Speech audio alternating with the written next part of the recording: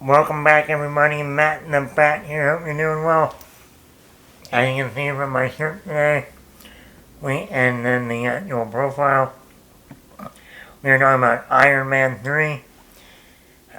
Just a week ago, not this past week, but the week before, was the 10th anniversary of Iron Man 3. I can't believe it's been 10 years since. Can't believe it's been 10 years since the third Iron Man movie.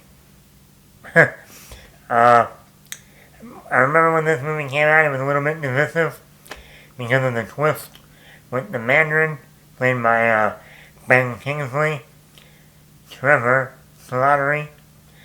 But overall, I actually think this movie is almost excellent, actually. You know, I went back and watched it the other day, because, also, real quick, I know a lot of people like, streaming services and all that stuff, but, you gotta remember, when the streaming service doesn't work for some reason, you can't go back and watch the movie. So, having the physical media is a good backup plan, let's just say that. Because there are some times when streaming services, for some reason, will not work. Maybe the internet's down, maybe whatever. So it's always good to have a physical copy of the movie. Getting back to Iron Man 3, I think this is a very good Iron Man movie. I understand the complaints about the whole Mandarin thing. Because if you really, the first hour of this movie, it's very a unique tone. It's dark. I mean, the way they show the Mandarin in the first hour is very much post 9/11, Taliban, Afghanistan, terrorists. I mean, it was like, whoa, this Iron Man movie is way darker than I thought it was going to be. And I love the first act. The first act is great. I love how this movie really deals with Tony Stark as a character, almost like the first movie. That's the main emphasis on character. I love how there's a portion of this movie where he can't rely on his technology. He doesn't have the Iron Man suit and everything, and he has to use his brain, like he did in the first movie in the cave. Tony Stark was able to build this in a cave with a box of straps. And they kind of went back to that idea of thinking with Iron Man 3, and it worked out perfectly. I think this is one of Robert Downey Jr.'s best performances as Tony Stark. Dealing with the PTSD after the first Avengers movie was a very, very smart idea. Especially, like I said, when you look at this movie as almost like a post 9/11 movie, with what we see in the first hour of the Mandarin, we know there were a lot of troops that came back from Afghanistan with PTSD from the war. And to see that in this Iron Man movie, but dealing with what happened in the first Avengers with Loki and the aliens coming through the portal, it was a smart idea as a character, I like the action in the movie. I think the action from the attack at Tony's home to the ending third act in the I forget the name of it, but I think, and then the plane rescue in the middle of the second act, the action was great. I also liked how this movie also kind of foreshadowed the Peter Parker and Tony Stark relationship with the little boy in Tennessee, played by Ty Simpkins, which we then saw again in the funeral scene in Endgame, and you were like, who is that boy? Who is that young teenager at the funeral? Same boy from Iron Man 3. And I always thought that was a nice touch. But you already start to see that Tony Stark Peter Parker relationship with this other character before we get to Peter Parker 3 years later in Civil War. I like what Shane Black came in and directed this one. He took over from Jon Favreau, who did the first two movies. And, when people complain that, all the Marvel movies, they're all the same. You watch Iron Man 3, it is not like all the other Marvel movies.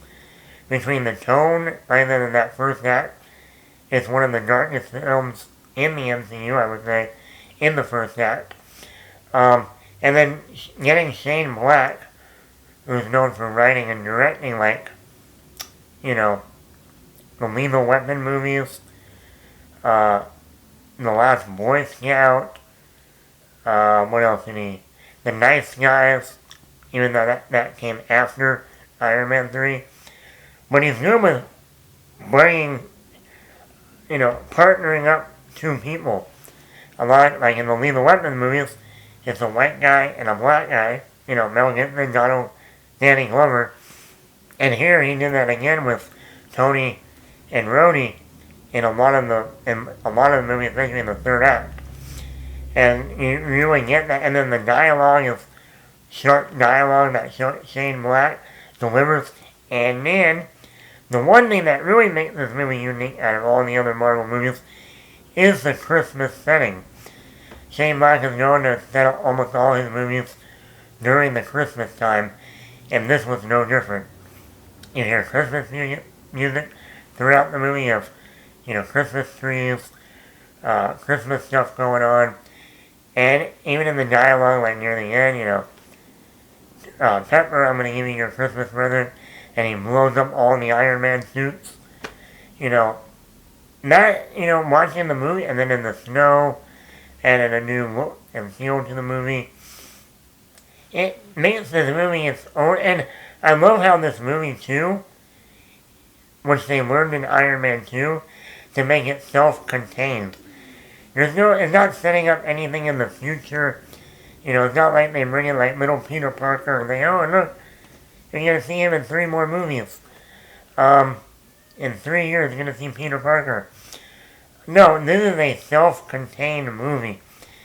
And I think, unlike Iron Man 2, where they were trying to push it towards the first Avengers with Black Widow, Nick Fury, the Shield, and it was just like, okay, a lot of too much stuff in one movie. Here it was self-contained, and I think that was really good. The only problem, I don't mind that the Ben Kingsley thing.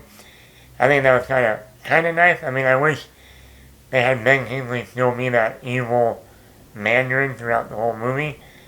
But I see, and I think the only issue is this is a self-contained movie that when you go further in the MCU, they kind of forget about everything that happened in this movie.